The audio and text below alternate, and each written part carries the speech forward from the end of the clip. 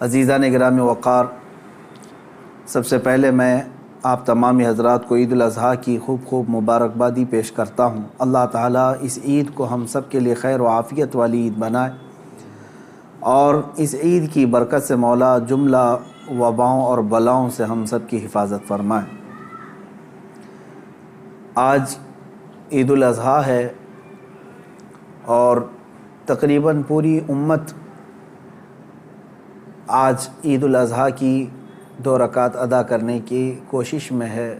بعض لوگوں کو عید پڑھنے کی اور عید میں شرکت کی سعادت میسر آئی، اور بعض حضرات کو کچھ پابندیوں کی وجہ سے عید سعید کی نماز کی برکتیں نہیں مل سکیں۔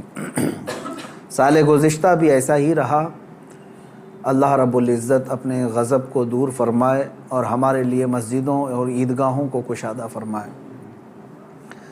میرے عزیزو، اس عید الاضحیٰ میں ایک عظیم پیغام ہے، اور سارے لوگ جانتے ہیں کہ یہ بہت ساری یادوں کا ایک مجمع ہے، بہت ساری یادوں کا ایک مجموعہ ہے۔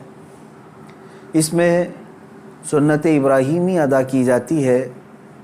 حضرت سیدنا ابراہیم علیہ الصلاۃ والتسلیم کی قربانی کی یاد تازہ کی جاتی ہے، اور حجاج کرام انہی دنوں میں عرفات، منی، مزدلفہ میں اپنے ارکان ادا کر رہے ہوتے ہیں، مناسک حج ادا کر رہے ہوتے ہیں۔ ان میں بھی ہر رکن تقریباً کسی نہ کسی کی یاد ہے۔ وہاں پر صفا مروہ پر دوڑنا حضرت ہاجرہ کی یاد ہے۔ منی میں مذبح میں جا کر حضرت ابراہیم علیہ السلام کی قربانی کی یاد حجاج کرام تازہ کرتے ہوئے اپنے بکروں کی اور جانوروں کی قربانیاں پیش کرتے ہیں، کنکریاں مارتے ہیں، یہ حضرت ابراہیم علیہ السلام کی یاد ہے۔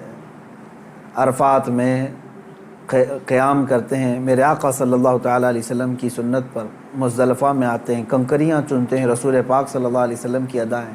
تقریباً یوں سمجھ لیں کہ حج مبارک بہت ساری یادوں کا ایک مجموعہ ہے، اور امت کو یہ یادیں ٹرانسفر کرتے رہنا چاہیے، منتقل کرتے رہنا چاہیے۔ لوگ یہ سمجھتے ہوں گے کہ ہر عید، بقرعید پر، عید الاضحیٰ پر یہی ابراہیم و اسماعیل علیہ السلام کے قصے اور ان کے واقعات کیوں سنائے جاتے ہیں۔ میں کہتا ہوں مسلمانوں پر یہ واقعات سنانا واجب ہے، اخلاقی واجب ہے۔ اس کی وجہ یہی ہے کہ وہ اپنی آنے والی نسلوں کو یہ یادیں تازہ کرتے رہیں، اور ان تک یہ تمام روایات اور سنتیں نقل کرتے رہیں۔ ہمارے دین کا سب سے بڑا خاصہ یہی ہے کہ یہ تواتر سے چلا ہے۔ ہمارا دین جو ہے سینہ بسینہ اور سلسلہ بسلسلہ چلتا ہوا آیا ہے۔ اس لیے ہم سب کو چاہیے کہ ان ایام میں اپنے اپنے اولاد کو، اپنی نسلوں کو ان کی یادیں بتائیں، اور یہ تمام واقعات بتائیں کہ کیا ہوئے تھے۔ میں تفصیل میں نہ جاتے ہوئے آج کے دن کا ایک عظیم پیغام آپ سب تک پیش کرنا چاہوں گا۔ بقرعید میں ویسے تو تفصیلی جو واقعہ ہے وہ یوں ہے، اس کا میں اجمال بتا کر کے اپنا میسیج دینا چاہتا ہوں۔ سیدنا ابراہیم خلیل اللہ علیہ الصلاۃ والتسلیم اللہ تعالیٰ کے ایک نبی ہیں، برگزیدہ پیغمبر، ایسے جلیل القدر نبی کہ انبیاء کرام علیہ السلام 1,24,000 کم و بیش نبیوں میں حضور اکرم صلی اللہ تعالیٰ علیہ وسلم کے بعد جو سب سے بڑا مرتبہ ہے وہ حضرت ابراہیم علیہ السلام کا ہے۔ حضور صلی اللہ علیہ وسلم کے بعد جو سب سے بڑا مقام ہے وہ حضرت ابراہیم علیہ السلام کا۔ سیدنا ابراہیم علیہ الصلاۃ والتسلیم کی اولاد نہیں تھی۔ آپ نے تقریباً 90 سال عمر پائی اس وقت تک، بلکہ آپ کی عمر اس سے بھی زیادہ ہوئی۔ جب آپ کی عمر پاک 90 سال تک ہوئی تب تک کوئی اولاد نہیں تھی۔ آپ کی زوجہ ایک حضرت سارہ ہیں اور دوسری حضرت ہاجرہ ہیں۔ پھر روایات یہ بتاتی ہیں کہ 100 سال کی عمر ہو گئی، لیکن حضرت ابراہیم علیہ السلام نے دعا کرنا نہیں چھوڑا تھا۔ یہاں سے یہ پتہ چلتا ہے کہ بندہ مایوس نہ ہو۔ ویسے تو 70 سال 80 سال مرد کے ہو جائیں تو وہ اپنی اولاد ہونے سے مایوس ہو جاتا ہے کہ اب میری عمر نہیں رہ گئی، لیکن وہ خلاق کائنات جسے چاہے عطا کرے۔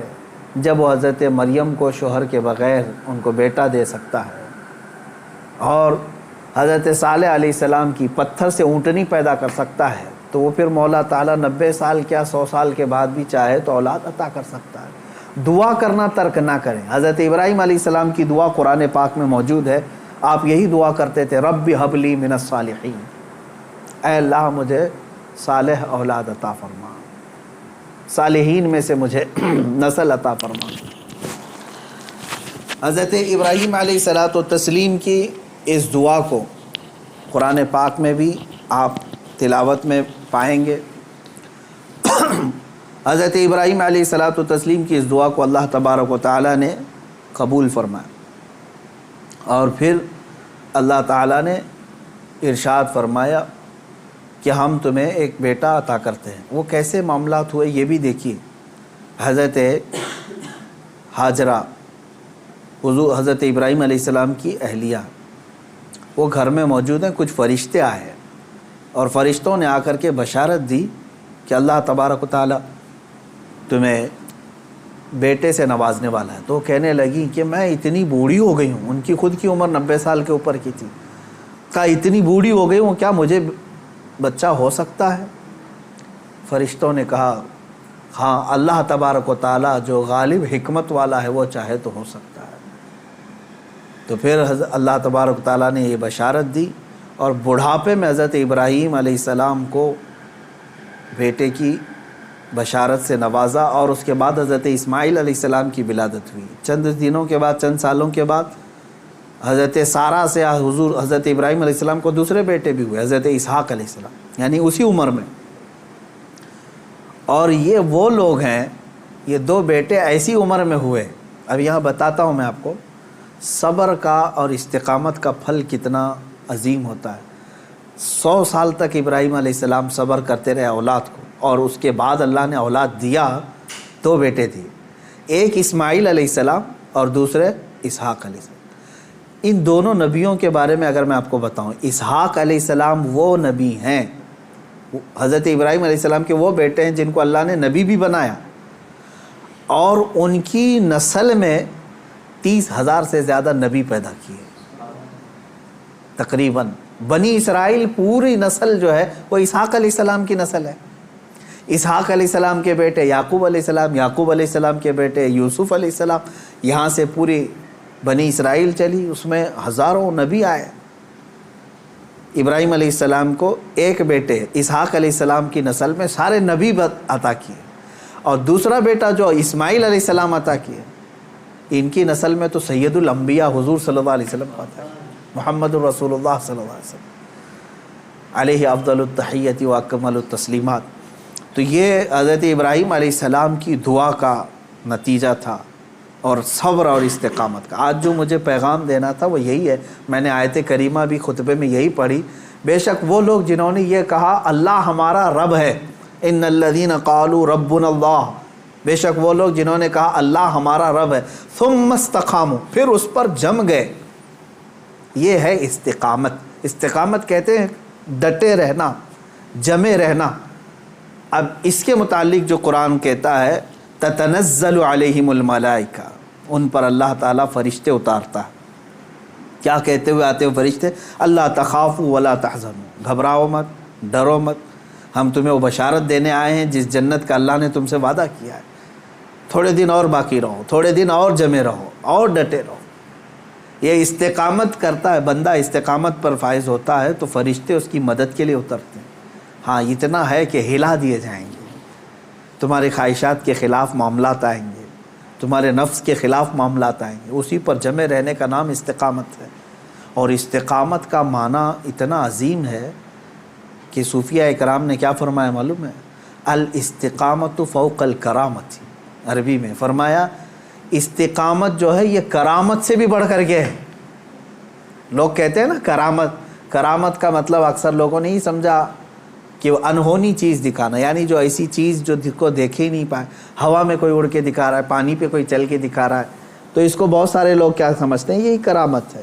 محیر العقول چیزیں، یعنی جو عقل کو عاجز کر دیں۔ اور فرمایا گیا ان کرامتوں سے سب سے بڑھ کر کے استقامت ہے، یعنی شریعت پر جمے رہنا، ڈٹے رہنا۔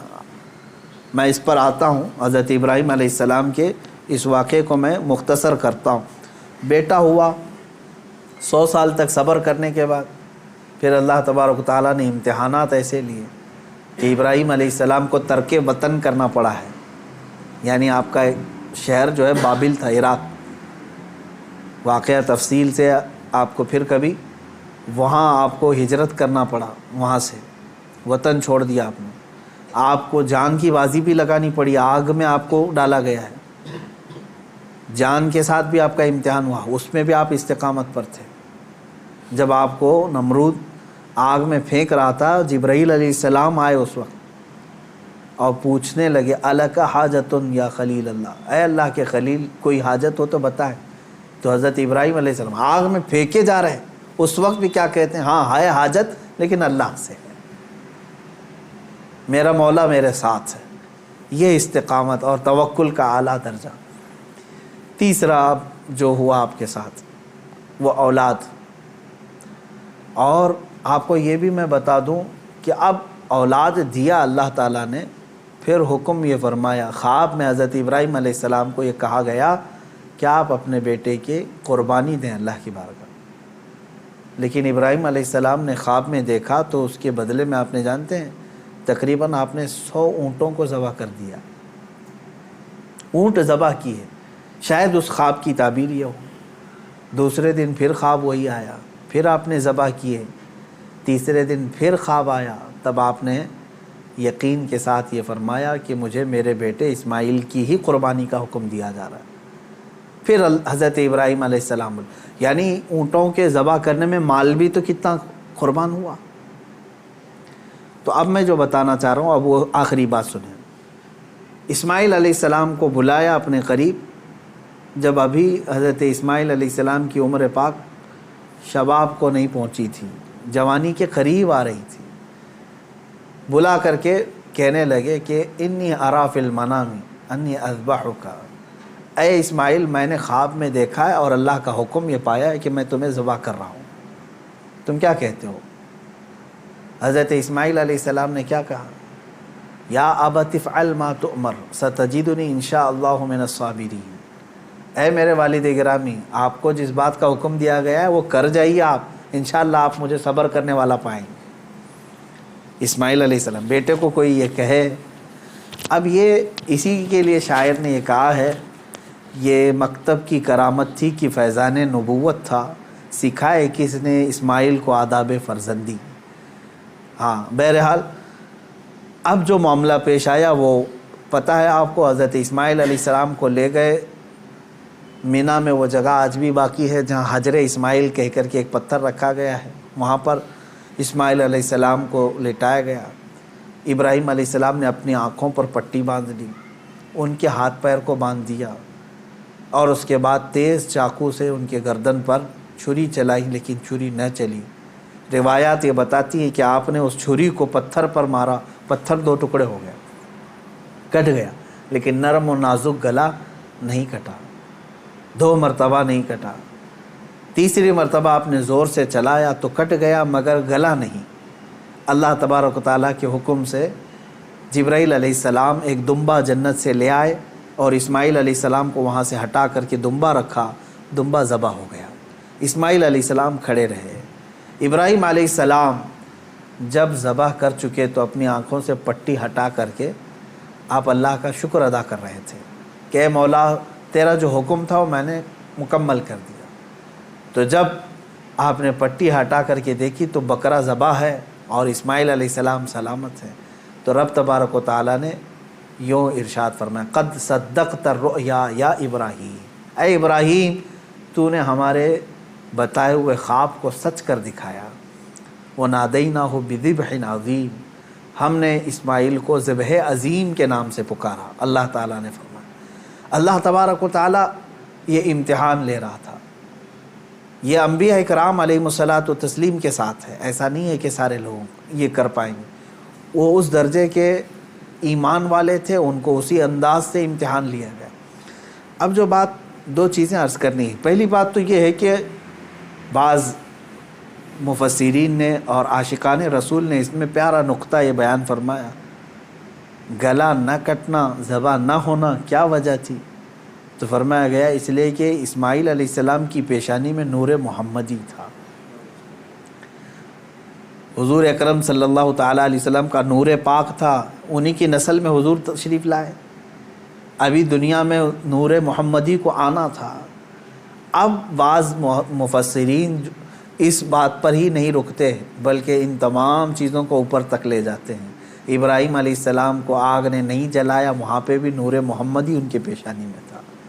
نوح علیہ السلام کی کشتی غرق نہیں ہوئی اس لیے کہ نوح علیہ السلام کی پیشانی میں بھی نور محمدی تھا۔ بہرحال دوسری بات میں جو بتانا چاہ رہا ہوں وہ 4 چیزیں تھیں۔ ابراہیم علیہ السلام کا وطن سے ہجرت کرنا، ان کا آگ میں ڈالا جانا اور ان کا جانوروں کو ذبح کرنا، پھر چوتھے نمبر پر اولاد۔ کوئی بھی انسان اپنی زندگی میں 4 چیزوں سے بے انتہا محبت کرتا ہے، 4 چیزیں اس کی بہت محبوب ہوتی ہیں۔ پہلی چیز اس کا وطن، جہاں پر پیدا ہوا، جہاں رہ رہا ہے، اس سے وہ محبت کرتا ہے۔ دوسری چیز وہ اپنے مال سے محبت کرتا ہے۔ تیسری چیز وہ اپنی اولاد سے محبت کرتا ہے۔ چوتھی چیز وہ اپنی جان سے محبت کرتا ہے۔ اور امتحان انہی چیزوں سے ہوتا ہے جس سے محبت کیا جاتا ہے، ایسی دوسری چیزوں سے نہیں امتحان لیا جاتا۔ آپ کو جو چیز ناپسند ہے میں کہوں وہ دے دو، وہ فوراً اٹھا کے دے دیں گے، جیسے گھر میں رکھا ہوا کچرا اٹھا کر کے فقیروں کو دے دیتے ہیں۔ ہاں، امتحان تو اس وقت ہوگا جو اپنے مزے کی اور پسندیدہ چیز آپ بنا رہے تھے اور پھر آپ کو کہا گیا اس میں سے دے دو، تب مشکل ہو جاتا ہے۔ ہاں، جو دے دیا اور پھر وہ امتحان میں کامیاب ہوا، اپنی پسندیدہ چیز۔ ابراہیم علیہ السلام سے جو امتحانات لیے گئے وہ 4 محبوب چیزوں سے امتحان لیے گئے، اور اب 4 امتحانات میں ثابت قدم رہے۔ آپ نے وطن بھی ترک کیا، جان بھی جوخم میں ڈالی، اولاد بھی اور اپنا مال بھی۔ پھر اللہ تبارک و تعالیٰ نے اس عظیم مقام پر آپ کو فائز فرمایا جو حضرت ابراہیم علیہ السلام کو آج بھی کیا لقب ہے معلوم؟ ابو الانبیاء کہا جاتا ہے۔ ابو الانبیاء یعنی نبیوں کے باپ ہیں۔ اب عزیزان گرامی، ان واقعات میں میرے سنانے کا مقصد یہ تھا کہ ہمارے بچوں تک یہ واقعہ پہنچ جائے تفصیل سے، پھر آپ اپنے گھروں میں اپنی اولاد کو سنائیں ضرور۔ لیکن اس پورے واقعے سے ایک جو جذبہ ملتا ہے وہ ہے استقامت کا۔ یہی میرا میسج ہے آج کا، یہی میں پیغام دینا چاہتا ہوں۔ کسی بات پر جمے رہنا، ڈٹے رہنا، یہ انبیاء کی سنت ہے۔ ہاں، ہلا دیے جائیں گے، تمہیں تکلیف میں ڈالا جائے گا، لیکن جمے رہو گے تو اسی طرح کے انعامات کی بارشیں بھی ہوں گی۔ آپ کو پتہ ہے حضرت بلال حبشی رضی اللہ تعالیٰ عنہ کو جب مکہ والے زنجیروں میں جکڑتے تھے یا پھر رسی باندھ کر کے مکہ کی گلیوں میں کھینچتے تھے، صحابہ اکرام حضور صلی اللہ علیہ وسلم کی بارگاہ میں تشریف لائے، عرض کرنے لگے یا رسول اللہ صلی اللہ علیہ وسلم، کیا ہم حق پر نہیں ہیں؟ حضور نے فرمایا کیوں نہیں؟ کہا پھر کیوں ہمیں اتنی تکلیف دی جاتی ہے؟ کیوں ہمیں اس طرح سے غریب صحابہ کو مارا جاتا؟ ہم حق پر ہیں تو پھر یہ ہمارے اوپر حاوی کیوں ہوتے ہیں؟ اب سنیں، بہت سارے لوگوں کا آج بھی سوال یہی ہے کہ آج ہم اتنی بڑی تعداد میں ہیں، ہم ہی خدا کی عبادت کرتے ہیں، ہم ہی رسول پاک کی رسالت کا اقرار کرتے ہیں، قرآن کے قاری ہم ہیں، اذان کے دینے والے ہم ہیں، نمازوں کے قائم کرنے والے ہم، تکلیف ہم ہی کو سب سے زیادہ ہے، مارے جا رہے ہیں ہم ہی سب سے زیادہ آج دنیا میں۔ یہ سوال آج بھی گردش کرتا ہے۔ صحابہ بھی یہ سوال لے کر کے حضور پاک صلی اللہ علیہ وسلم کی بارگاہ میں حاضر آئے۔ میرے آقا صلی اللہ علیہ وسلم نے جواب میں جو ارشاد فرمایا وہی ہم سب کے لیے بھی آج عبرت ہے، وہی آج ہم سب کے لیے بھی درس ہے۔ حضور اکرم صلی اللہ علیہ وسلم نے اس صحابی سے فرمایا جنہوں نے سوال کیا، کہا کہ اللہ تبارک و تعالی جس کا جیسا ایمان ہوتا ہے ویسا امتحان لیتا ہے، اور آج تم لوگوں سے جو امتحانات لیے جا رہے صحابہ سے، حضور نے فرمایا اس سے کئی درجہ کٹھن امتحانات انبیاء سے لیے گئے۔ حضور اکرم صلی اللہ علیہ وسلم نے ارشاد فرمایا انبیاء میں سے بعض وہ نبی ہیں جیسے حضرت زکریا علیہ السلام، یہودیوں نے ان کے قتل کا منصوبہ بنایا اور ان کے پیچھے لگ گئے، یہاں تک کہ آپ جان چھڑاتے ہوئے ایک جگہ ایسے آئے، اللہ کے نبی ہیں، ایک درخت کے قریب آئے، درخت سے کہا کہ تو پھٹ جا میں تیرے اندر داخل ہوتا ہوں۔ زکریا علیہ السلام اس درخت کے اندر آئے، یہودیوں نے پیچھا کیا کافی دیر تک، شیطان ابلیس لعین یہودیوں کو اشارہ کر کے بتایا اس درخت کے اندر وہ چھپے ہوئے ہیں، تم آری لو اور اوپر سے کاٹ ڈالو۔ یہودیوں نے اس درخت کو اوپر سے کاٹنا شروع کر دیا۔ جس پورے درخت کے پیٹ کے اندر حضرت زکریا علیہ السلام ہے، اوپر سے آری سے وہ کاٹتا جا رہا ہے یہودی، اور وہ سب کاٹتے جا رہے ہیں۔ آری کے کٹنے کی آواز آپ کو آ رہی تھی اور سر مبارک تک پہنچ چکا تھا۔ آپ آواز نکالتے، اللہ تبارک و تعالیٰ کی طرف سے یہ حکم آیا، اے زکریا صبر کر جاؤ، اور اگر اس پر تم نے صبر نہیں کیا تو صابرین میں سے تمہارا نام نہیں آئے گا۔ حضرت زکریا علیہ السلام خاموش ایسے رہے کہ پوری آری نے سر کو چیر دیا، بدن کو چیر دیا، پورے جسم کو چیر دیا، لیکن آپ نے آہ تک نہیں کہا، اف یہ تمام الفاظ بھی نہیں ادا کیے۔ احادیث میں یہ حضرت زکریا علیہ السلام کا استقامت، آپ جمے رہے، ڈٹے رہے، کٹ گئے، جسم پاک دو الگ الگ ٹکڑوں میں تبدیل ہو گیا۔ اب اندازہ کریں ان واقعات کو حضور اکرم صلی اللہ علیہ وسلم نے صحابہ کو سنایا۔ حضرت یحییٰ علیہ السلام پیش کیے گئے، 33 سال کی جوانی ہے، بادشاہ کے خلاف آپ نے فتویٰ دیا تھا، وہ 2 بہنوں کو ایک نکاح میں رکھا تھا، آپ نے فرمایا حرام ہے تیرے۔ بادشاہ نے کہا تم کیا مجھے بھی فتویٰ دو گے، مجھے بھی سکھاؤ گے؟ حضرت یحییٰ علیہ السلام نے کہا اللہ کی شریعت ہے، وہ ہر ایک پر نافذ ہے۔ اس بادشاہ نے اپنے خلاف اس فتوے کو دیکھ کر کے آپ کے قتل کا حکم دیا، اور آپ کو قتل بھی کیا گیا، آپ کا سر مبارک الگ کر کے تشت میں رکھا گیا۔ نبی کی بات کر رہا ہوں، حق بات بولنے پر یہ مصیبتیں آئیں گی۔ اسی لیے شاعر نے بہت اچھے انداز میں کہا، یہ شہادت گئے الفت میں ہے قدم رکھنا، لوگ آسان سمجھتے ہیں مسلمان ہونا۔ ہاں، لوگ یہ سمجھتے ہیں کہ آپ مسلمان ہیں، ہم کو تو کچھ ہونا ہی نہیں چاہیے۔ اگر کچھ ہونا ہی نہیں چاہیے تو پھر تم جو ہے بہت عیش و عشرت میں رہ رہے ہو، اور اپنے ایمان کی خیر لو، تم گزارے جاؤ گے۔ اگر امتحانات سے تو اللہ رب العزت کا شکر بجا لانا کہ ہاں تمہارا ایمان سلامت ہے، اور اللہ تبارک و تعالیٰ تمہارا ایمان بلند کرنا چاہتا ہے۔ کیا اصحاب کہف نہیں آزمائے گئے؟ اصحاب کہف 7 لوگ تھے، ایمان چھپائے ہوئے تھے، اور بادشاہ سے ڈر کر کے پھر وہ اپنا شہر چھوڑ کر کے نکل پڑے۔ تو جس غار میں وہ جا کر پناہ لیے، بادشاہ نے ظلماً ان کے اوپر دیوار بنا دیا، ان کی قبر بنا دیا اسی میں۔ لیکن قرآن پاک آج بھی گواہی دیتا ہے، اللہ تعالیٰ ان استقامت پر قائم بندوں کو اللہ تعالیٰ نے ایسی فضیلت سے نوازا کہ آج تک وہ اپنے غار میں سوئے ہوئے ہیں۔ اور قرآن کہتا ہے کہ سورج بھی ان کے اوپر سے ڈائریکٹ نہیں جاتا، جب کہف پر آتا ہے غار پر تو یا تو دائیں ہو جاتا ہے یا بائیں ہو جاتا ہے۔ وَتَرَى الشَّمْسَ إِذَا طَلَعَت تَّزَاوَرُ عَنْ كَهْفِهِمْ ذَاتَ الْيَمِينِ وَإِذَا غَرَبَت تَّقْرِضُهُمْ ذَاتَ الشِّمَالِ۔ سورہ کہف میں ایمان پر قائم رہنے والوں کے لیے اللہ تعالیٰ انعامات نازل کرتا ہے۔ آج کے دور میں بہت سارے لوگ پریشان اس بات سے ہیں، ارے کیا ہو جائے گا ہمارے ساتھ۔ اور خصوصاً علماء سے میں یہی گزارش کروں گا کہ حق بات بولنے میں اگر گردن چلی جاتی ہے تو اس کی پرواہ نہ کریں، اس لیے کہ یہ ہماری شریعت میں صحابہ کی سنت اور تابعین کی سنت رہی ہے۔ مجھے ایک بات یاد آتی ہے، سیدنا امام احمد بن حنبل رضی اللہ تعالیٰ مشہور امام ہیں، تقریباً ہمارے اماموں میں سے جو سب سے زیادہ تکلیف اٹھانے والے، مشقت اٹھانے والے امام وہ امام احمد بن حنبل ہیں۔ اللہ تبارک و تعالیٰ ان کی تربت پر ہزاروں رحمتیں نازل کرے۔ کبھی امام احمد بن حنبل کو پڑھ لینا، آنکھیں بھیگ جائیں گی۔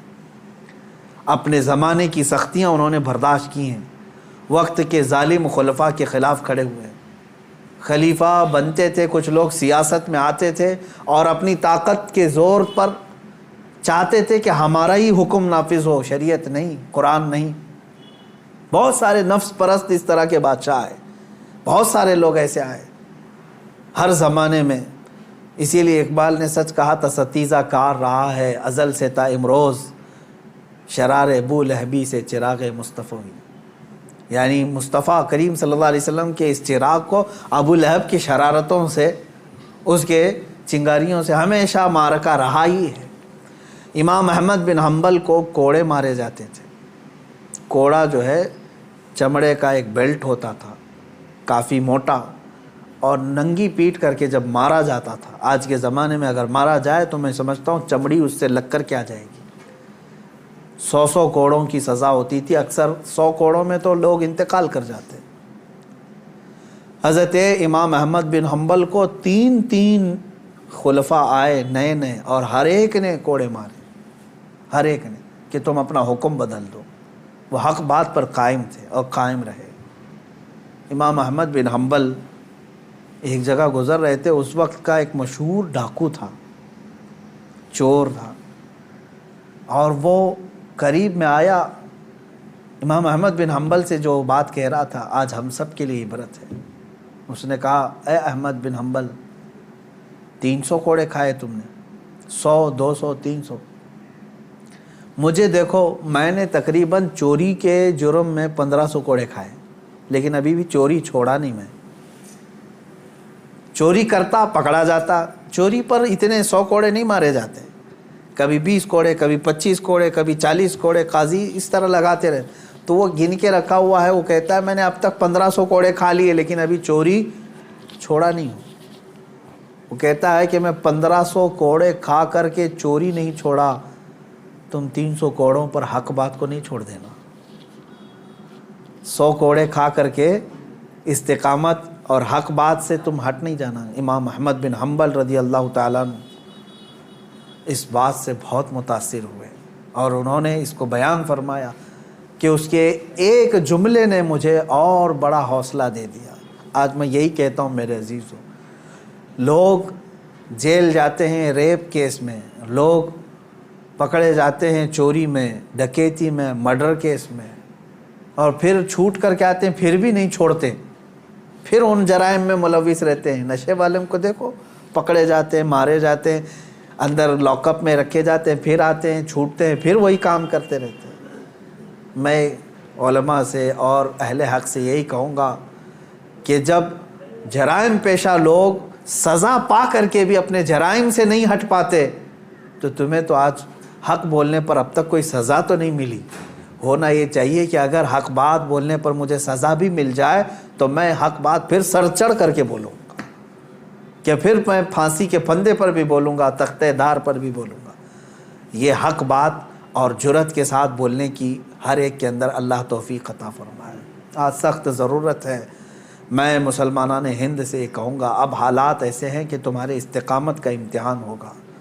تم ایمان پر کتنے ڈٹے ہو, تم شریعت مصطفیٰ صلی اللہ تعالیٰ علیہ وسلم پر کتنے جمے ہو, یہ تمہیں آزمایا جائے گا. آج بہت سارے صلح کلی وہ ہیں سیکولر جو اپنے آپ کو کہتے ہیں, وہ یہ بھی اچھا وہ بھی اچھا. چھوڑو میاں کائے کا فساد. ہم کوئی فساد کی بات نہیں کر رہے ہیں, ہم صرف اتنی بات کہہ رہے ہیں جس نبی کا تم نے کلمہ پڑھا ہے اس نبی سے وفاداری کرو, اس رسول پاک صلی اللہ تعالیٰ علیہ وسلم کے پورے ہو جاؤ. تم اپنے ماں باپ کے خلاف گالیاں سننا نہیں چاہتے اور حضور پاک صلی اللہ علیہ وسلم پر گالیاں دی جاتی ہیں, تب تم کہتے ہو نہیں یہ سیکولر چیز ہے, سب چلتا ہے. معاذ اللہ رب العالمین. ایسی سیکولر بھاڑ میں جائے, اور ایسی سیکولرزم سے ہم پناہ مانگتے ہیں, اللہ کی پناہ. ایسی منافقت سے جس میں بندے کا ضمیر اور اس کا ایمان ختم ہو جاتا ہے. اے میرے عزیزو, استقامت کو سیکھو اور اس پر قائم رہو, جمے رہو. صحابہ اکرام کی تاریخ پڑھو گے, تابعین اولیاء کاملین کی تاریخ پڑھو گے, تمہیں پتہ چلے گا. میں بار بار اپنی تقریروں میں ذکر کرتا رہتا ہوں, علامہ کفایت علی کافی رحمۃ اللہ علیہ, مجاہد آزادی, ایسے بزرگ عالم دین ہیں جن کو انگریزوں نے پکڑ کر کے گرفتار کر کے اپنے قلعے میں رکھا. تقریباً 7 دن تک آپ کے جسم پر گرم استری پھیرتے تھے, گرم کر کے استری کو, پریس جو ہوتی ہے اس کو جسم پر پھیرتے تھے, چمڑی جل جاتی تھی. اور جب رات کا وقت ہوتا تھا تو ان جلی ہوئی چمڑیوں پر وہ انگریز نمک چھڑکتے تھے, جسم پر نمک مارتے تھے. اور اس کے باوجود اتنے پر کم نہیں, اسی کافی رحمۃ اللہ علیہ کو بھرے چوک پر بازار میں پھانسی کے پھندے پر انہوں نے لٹکایا.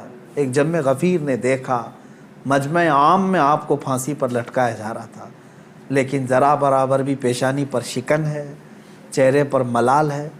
کہیں کوئی افسردگی ہے، پشیمانی ہے، کچھ نہیں ہے، کھلا چہرہ، تختہ دار پر جانے والا بھی عاشق رسول یہ گنگناتے ہوئے جاتا ہے، کوئی گل باقی رہے گا نہ چمن رہ جائے گا، پر رسول اللہ کا دین حسن رہ جائے گا۔ اطلس و کم خواب کی پوشاک پہ نازاں نہ ہو، اس تنے بے جان پر خاکی کفن رہ جائے گا۔ سب فنا ہو جائیں گے، سب فنا ہو جائیں گے وہ لیکن حشر تک، سب فنا ہو جائیں گے کافی وہ لیکن حشر تک، نعت حضرت کا زبانوں پر چلن رہ جائے گا۔ یہ حضرت کفایت علی کافی رحمۃ اللہ تعالی علیہ کی استقامت ہے۔ ایک اور بزرگ ہیں حضرت عنایت احمد کاکوروی رحمۃ اللہ علیہ، ان کو سزا دی گئی انڈمان نکوبار میں کالا پانی کی۔ علامہ فضل حق خیر آبادی رحمۃ اللہ علیہ۔ کچھ وہ علماء بھی ہیں جن کو ایسی سزائیں دی گئی تھی کہ ریڑھ کی ہڈی توڑ دی گئی تھی، وہ کھڑے نہیں ہو سکتے تھے، یعنی ان کو 5-6 سال تک ایسی جگہ پر بٹھایا گیا کہ ان کی گردن سیدھی نہیں ہو سکتی تھی، چھت اتنا نیچے کر کے ان کو اس طرح سے رکھا گیا کہ پوری کمر کی ہڈی سے لے کر کی گردن تک مڑ چکی تھی۔ ایک انگریز وہ خود اپنی کتاب میں لکھتا ہے کہ دلی کی سرزمین پر میں اپنے ایک بڑے آقا سے ملنے کے لیے گیا تو اس کے گھر میں کباب کی بو آ رہی تھی۔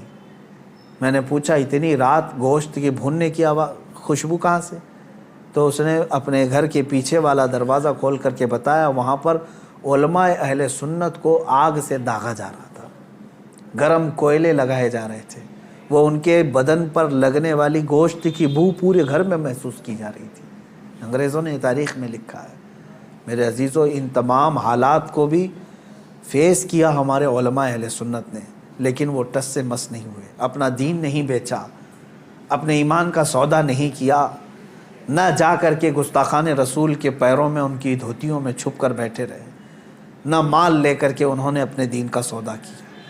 آج بھی جس کی غیرت زندہ ہے، جس کا ضمیر جاگ رہا ہے، میں ان سے کہوں گا کہ اس قربانی میں آپ یہ محسوس کریں کہ اس قربانی کا سب سے بڑا میسج استقامت ہے، دین پر قائم رہنا۔ اللہ تبارک و تعالیٰ بڑے سے بڑے امتحانات اگر لے، اس پر ثابت قدم رہنے کی دعا بھی اسی سے مانگے۔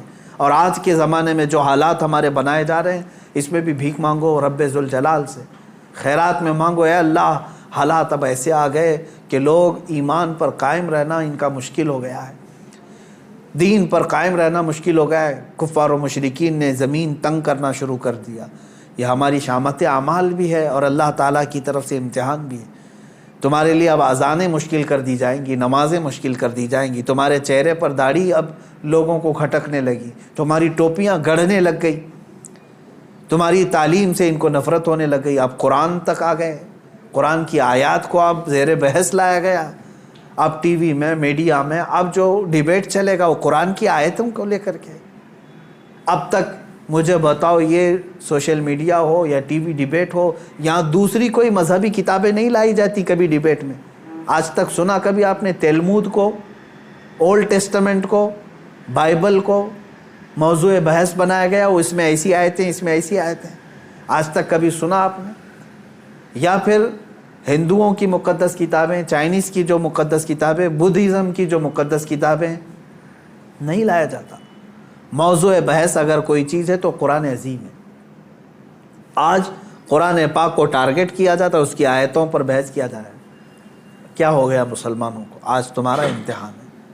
ہاں کسی وقت اگر موقع آیا تو میں ضرور پیش کروں گا۔ یہ جن آیات کو لے کر کے آج بحث کر رہے ہیں، تقریباً سارے مذہب کی کتابوں میں یہ میسج ملے گا۔ جہاد کے متعلق باتیں کرنے کے لیے قرآن پاک کو یہ ٹارگٹ بناتے ہیں اور کہتے ہیں کہ اس میں جہاد اور لوگوں کو قتل و غارت کرنے کی تعلیم دی جاتی ہے۔